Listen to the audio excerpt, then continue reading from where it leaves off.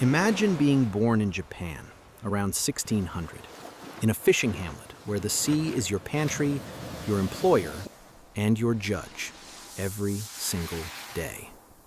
And yes, that sounds poetic. It isn't. There's no safety net here, no savings account, no "I'll figure it out later." If the sea takes your boat, it can take your whole future with it.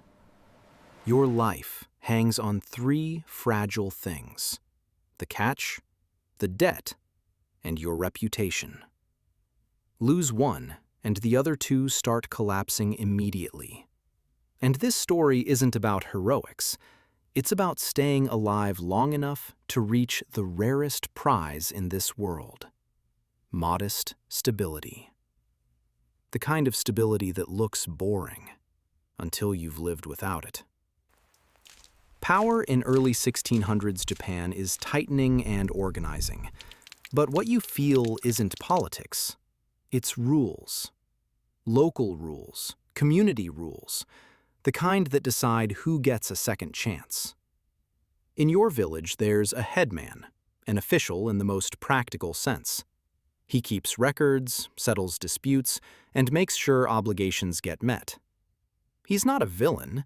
He's a spreadsheet. He doesn't need to shout to scare you.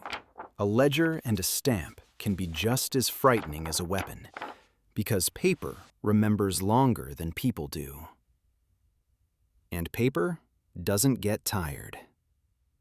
Then there are the fishing rules, where your village may fish and where it shouldn't. In many coastal areas, our waters and their waters isn't a metaphor, it's survival. It's dinner or empty bowls. The market is the other center of gravity.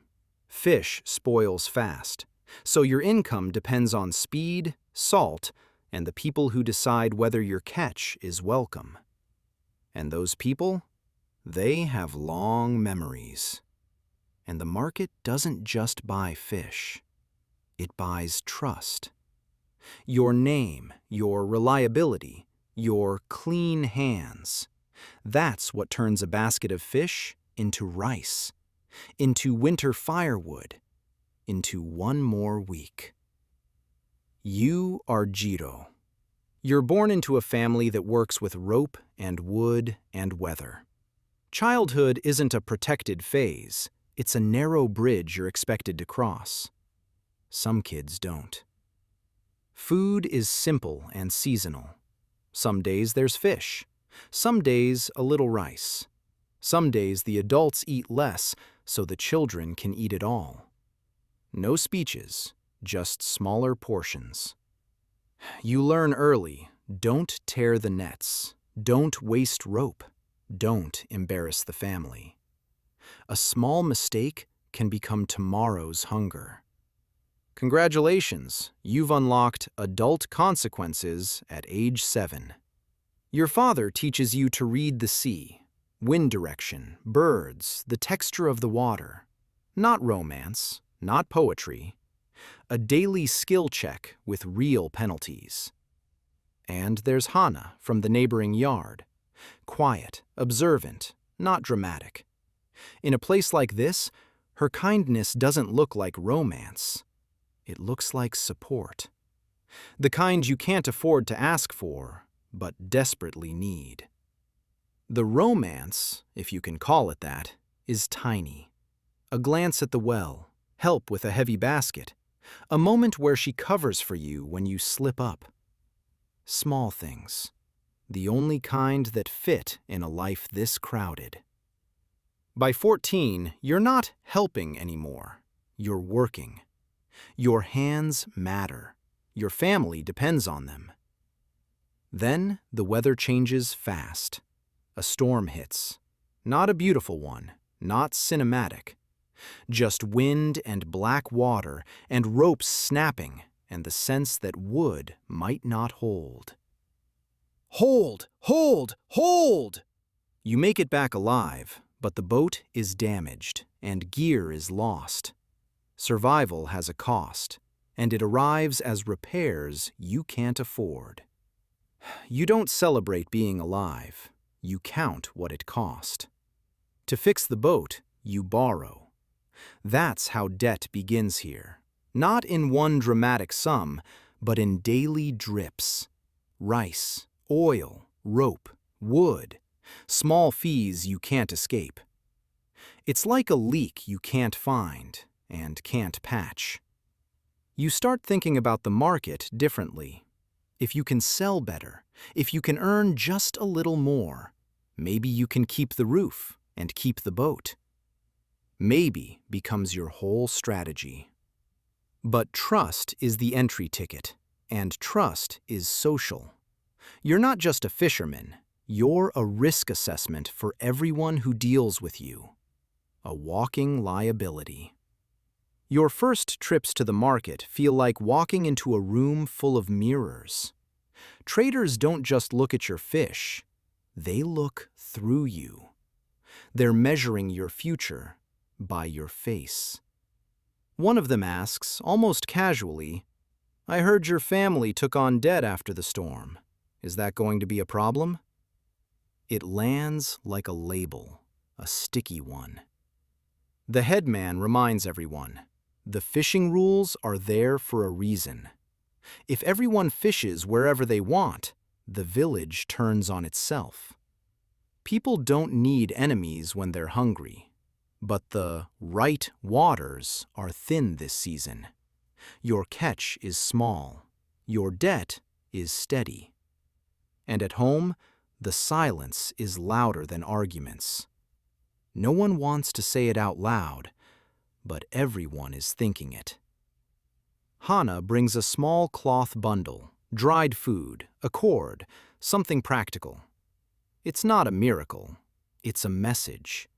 You're not alone. And that matters more than she knows. Then the moral fork appears.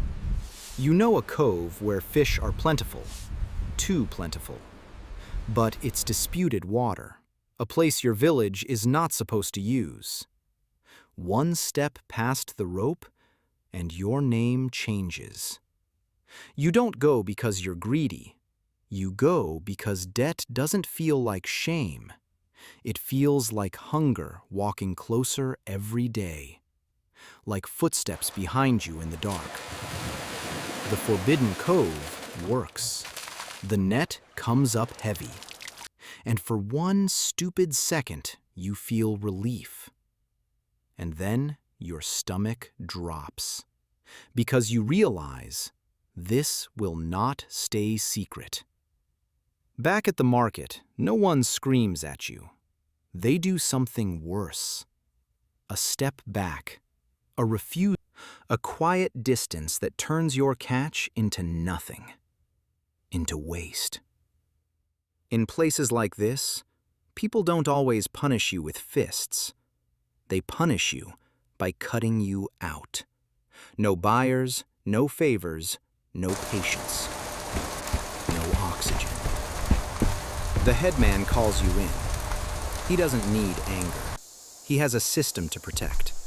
Rules above personal desperation, because desperation is contagious. It spreads fast. He offers a choice: public humiliation and a temporary ban, or quiet penance. Extra labor for the community, extra obligations that grind you down. Either way, you pay. You choose the quiet option, because you still need to feed your family. From now on, you work harder for less room to breathe. Days blur into labor, nights blur into repairs. You start measuring life in knots tied, nets patched, baskets carried, and the hope that tomorrow won't break you. It's not living, it's holding. For a moment, it seems like you're stabilizing. Then the sea reminds you it doesn't care about effort. Another storm hits, smaller maybe, but brutal enough. The boat is damaged again, this time beyond easy repair. Without the boat, you don't just lose income, you lose the tool that makes survival possible. You lose your lever. your one advantage. Depending on the village and the debt, a family can lose more than a boat. In your case, the fall is total. The house, the footing, the last pieces of security. And your reputation collapses at the same time. Now you're not the kid who slipped. You're the one who broke a rule and still couldn't save his family. That's a cruel sentence. That label closes doors. Not out of cruelty, out of fear. People protect the village by refusing the risk you represent. They're not trying to hurt you. They're trying to survive too. That's when the final word appears: relocation. Not a new chapter, just leaving. Bundles on your back, salt in your hair. Starting from zero. Again. In a new port, you are a stranger. No connections, no history of trust. You take whatever work exists, hauling, tying, repairing, staying quiet. You become invisible on purpose. Hana comes with you, not with grand promises, just presence. In this world, that's a serious choice, almost a vow without words. It says, I'm still here. You stop gambling. You stop chasing quick wins. You start building boring. Consistent work, clean dealing, careful boundaries, fewer risks. Boring becomes brave. The boring stuff becomes your strategy. You repair nets meticulously. You show up early. You don't overpromise. You don't step into disputed waters. You don't give the village a reason to talk. Slowly, the market's posture changes. A merchant who once watched you like a threat begins to treat you like a routine. A nod, a fair weight, a normal price. The greatest sign of progress isn't praise, it's neutrality. People stop talking about you. They stop making space when you walk by, which is, honestly, a dream. At home, you and Hana build a life that looks small from the outside. Tools neatly placed, rice measured carefully, food preserved when possible. Tiny systems, tiny victories. Then one day you notice the difference. You eat without borrowing, still modest, still cautious, but the debt no longer controls the next morning. You can breathe. In the ledger, the marks begin to cross out. Not because you got lucky once, but because you stayed steady long enough for luck to matter. Consistency finally pays interest. You haven't become rich. You haven't become powerful. But you've become something rare in this era. Predictable, reliable, survivable. Safe to deal with. There are two realistic outcomes now. The typical one: you remain poor, but you're no longer a debtor. You can feed your family. That alone is victory. A real one. The slightly better one: the port begins to accept you as one of us. Not celebrated, just included. A small difference that changes everything. You belong. Your definition of success is painfully simple. A roof that holds, food that lasts, and a name that doesn't trigger suspicion. No medals, no applause, just tomorrow. Hana becomes the symbol of that stability. Not a dramatic love story, but a partnership that makes the future feel real instead of imaginary. A home, built slowly.